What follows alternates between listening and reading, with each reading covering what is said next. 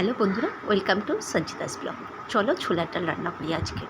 যাই হোক, তার আগে একটু গল্প করে নিই। তোমরা কীরকম আছো এই গরমে? উফ, কি হাসপাস না, একটুও বৃষ্টি হচ্ছে না।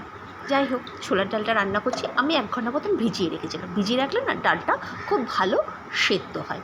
তো ধুয়ে ভিজিয়ে রেখেছিলাম। তো এবার প্রেশারে দিয়ে দিলাম। 1 কাপ মতন ডাল নিয়েছিলাম। দিলাম একটা গোটা আদা আর 2টো লঙ্কা, সেদ্ধ করে নেব। আচ্ছা, 2টো সিটি দেবো। আমি হাওয়াটা কিন্তু নিজে থেকে বার করবো না। যখন দেখবো প্রেশারটা বেরিয়ে গেছে তখনই আমি ঢাকনাটা খুলব। আচ্ছা, যে আদাটা দিয়েছিলাম আদাটা তুলে নিলাম। দিলাম 2টো লঙ্কা, দিলাম একটা গোটা টমেটো। আচ্ছা, দিলাম জিরে। ডালটা কখনোই বেশি সেদ্ধ করবে না, কারণ বেশি সেদ্ধ হয়ে গেলে একদম কাদা কাদা হয়ে যায়, সেটা খেতে ভালো লাগে না। 2টো সিটি দিয়ে রেখে দেবে, দেখবে অটোমেটিক ডালটা ভেতর থেকে নরম হয়ে গেছে। আচ্ছা, দিলাম সর্ষের তেল, দিলাম তেজপাতা, শুকনো লঙ্কা আর জিরে। আর এটা যখন একটু ভাজা শেখা হয়ে গেছে, তারপরে আমি দিয়ে দিলাম মশলাটা, যেটা পেস্ট করে রেখেছিলাম। এটা দিয়ে আমি একটু ভালো করে নাড়াচাড়া করব।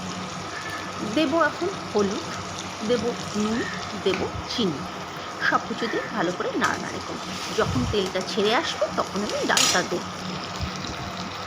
ছোলার ডাল আমাদের ছোটোবেলায় স্কুলে সরস্বতী পুজোতে লুচির সঙ্গে থাকতোই থাকতো, ছোলার ডাল আর বাঁধাকপি, তাই না?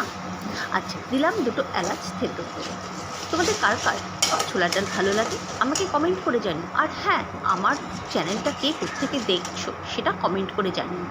তোমাদের ভালোবাসা আমাকে মোটিভেট করে।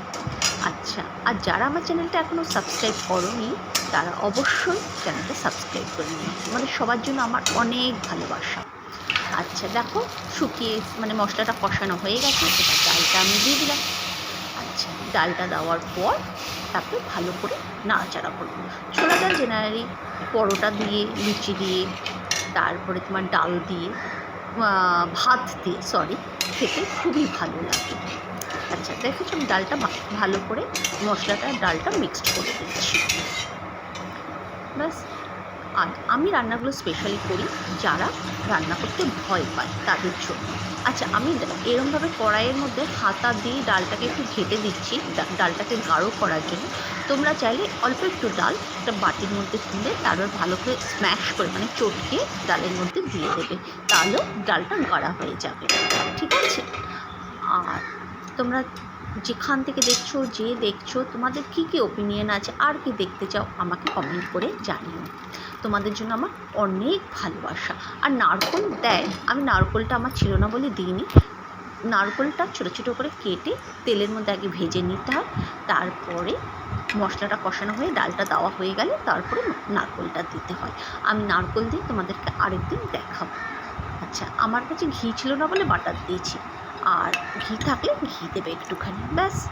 Thank you for watching. By.